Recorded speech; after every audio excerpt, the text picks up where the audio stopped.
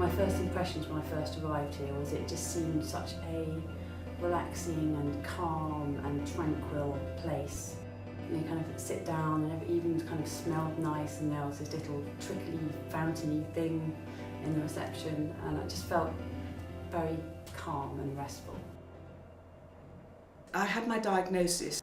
It was 9 weeks before our third daughter's wedding, so you can imagine that was a bit of a poser.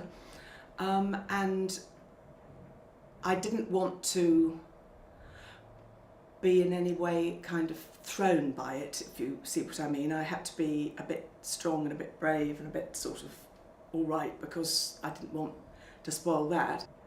I don't know what I was expecting. I'd heard of it, but whether I thought it would be embarrassing or whether they'd ask me questions I didn't want to answer, or I don't know what it was really, but you've been through so many things already, you're not quite sure what to expect, and it's the fear of the unknown, I think, and you sort of wonder whether you're going to be sort of put through more traumatic things. When you first come, what you'll find is you are offered an hour-long appointment to see one of our specialists who will take you through the Haven programme and be able to really hear what's happening with you.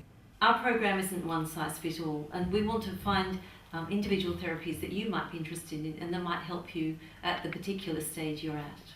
I kind of like the Haven as an individual, though, not in a group member. I don't really like to talk about my problems and what I'm going through. I kind of like it because I can come here and it's my little secret and it's my little world, and it's fine to come in and have a massage and talk to all these people, and then you can just go and live your life. You could talk about certain things which you normally can't do otherwise outside, even with your friends and family, because they don't know how to deal with it or what to say. And you just find yourself having to explain so much before they can understand and respond appropriately. I think when you come here, it's more real.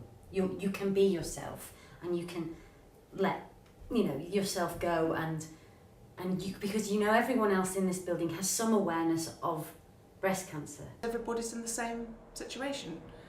What if I get ill? What happens if it comes back? All those sort of things are things that we all must think about, and that was helpful, just to be in a place where it isn't a shock, because your friends can be very shocked, but here nobody's shocked.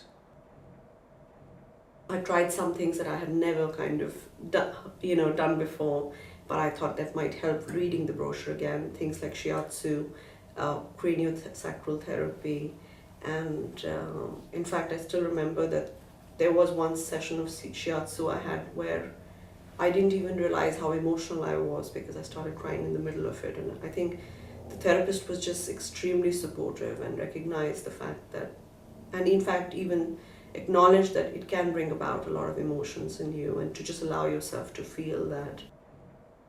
I think if you have the opportunity to come to Haven, then you absolutely should come, because you've really got nothing to lose. It's all free, which is amazing, because to have these kind of treatments, normally it's quite expensive. It would have been beyond me to pay for them. When you come after you've had the NHS treatments, which is necessary, and I would never tell anybody that what is at the Haven is a substitute for that, in no way, but you are so worn out with it that you need some tools to recover, and that's what I think the Haven gives you. It's been nothing but positive, and I can't think of any reason why, if you could manage to get here, you wouldn't come.